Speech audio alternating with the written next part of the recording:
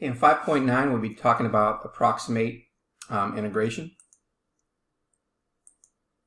And so approximating integration, there are two situations in which it is impossible to find the exact value of a definite integral.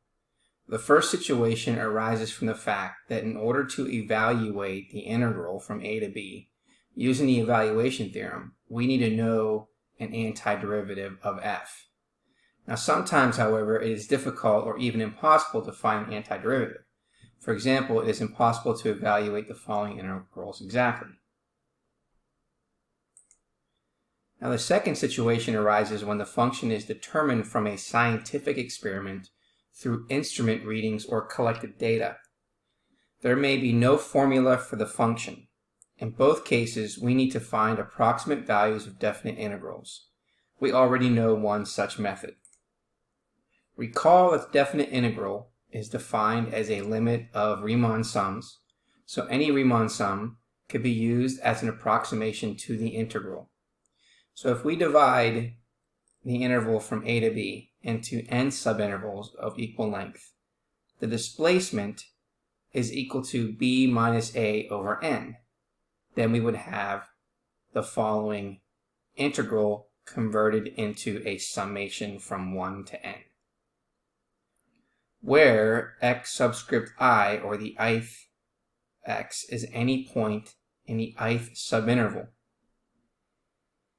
And if x subscript I is chosen to be the left endpoint of the interval, then we would have the following. We would have L subscript n would equal the summation of that function times the displacement.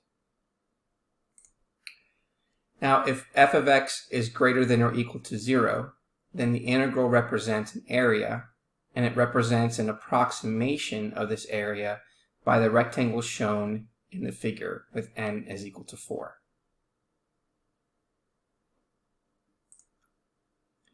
Now, if we choose the ith x to be the right endpoint, then we would have r subscript n, which would equal the summation times the displacement. Now, here is an example of a right endpoint approximation. Now the approximations L subscript n and R subscript n, defined by equations 1 and 2, are called the left endpoint approximation and right endpoint approximation respectively. We also consider the case where the ith x is chosen to be the midpoint of the subinterval. And in this figure, it's going to show the midpoint approximation, which appears to be better than either the left or the right.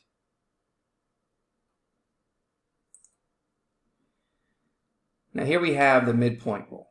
The midpoint rule is approximately the displacement times f of x subscript 1, the midpoint of the first x interval, plus f of x 2 plus L all the way to f of x subscript n, where the displacement is equal to b minus a over n, and x subscript I is equal to 1/2 x subscript I minus 1, plus x subscript I, which is equal to the midpoint of that interval.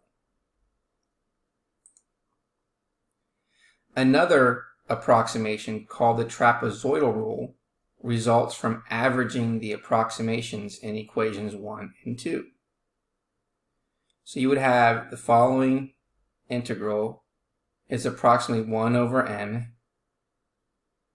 of the first one plus the second one, which is equal to the displacement divided by 2 of those summations added together, which then gives us the next step.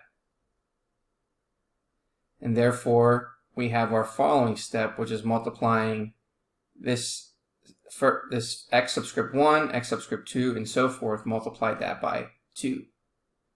And therefore, here is your trapezoidal rule.